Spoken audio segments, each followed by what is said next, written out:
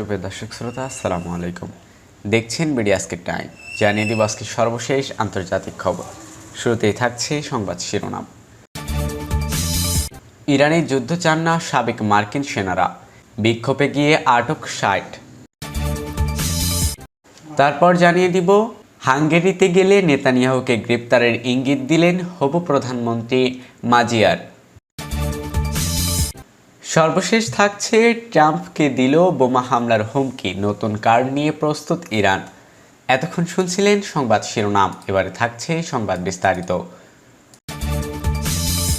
Iran যুদ্ধ চান না সাবেক মার্কিন সেনারা, বিক্ষোভে গিয়ে আটক ৬০। স্থায়ীভাবে ইরান যুদ্ধ বন্ধের দাবিতে সরব হন সাবেক সেনা সদস্যরা। অপ্রীতিকর পরিস্থিতির এক পর্যায়ে পুলিশ অন্তত ৬০ জনকে আটক করেছে।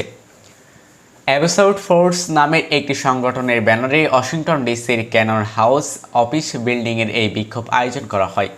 সাবেক এই সেনা সদস্যদের মূল দাবি হল প্রেসিডেন্ট ডোনাল্ড ট্রাম্পের যুদ্ধদ্রোহী নীতির বিরুদ্ধে কংগ্রেসের কার্যকর ভূমিকা পালন করতে হবে।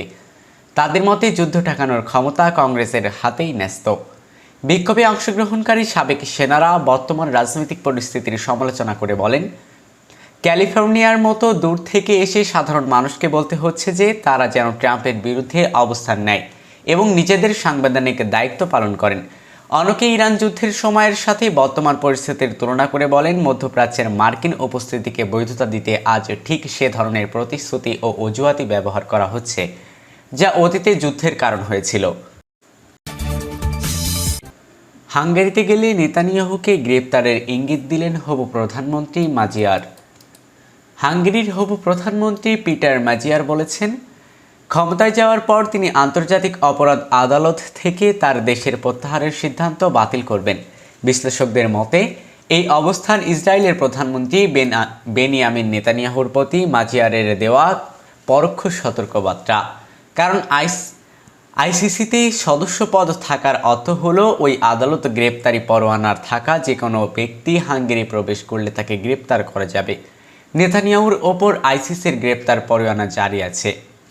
বুদাপেস্টে এক সংবাদ ব্রিফিংয়ে মাজিয়ার জানান, তিনি বিষয়টি নেতানিয়াহুকে স্পষ্টভাবে জানিয়েছেন। গাজায় যুদ্ধ অপরাধের অভিযোগে আন্তর্জাতিক অপরাধ আদালত নেতানিয়াহুর বিরুদ্ধে ২০২৪ সাল থেকে গ্রেপ্তারি পরোয়ানা জারি করে রেখেছে। ট্রাম্প দিল বোমা হামলার হুমকি, নতুন কার্ড নিয়ে প্রস্তুত ইরান। ওয়াশিংটনের মধ্যে দ্বিতীয় দফায় আলোচনার ভবিষ্যৎ অনিশ্চিত হয়ে পড়েছে। এ অবস্থায় দুই পক্ষের পাল্টাপাল্টি বক্তব্য নতুন করে শুরুর আশঙ্কা করা হচ্ছে।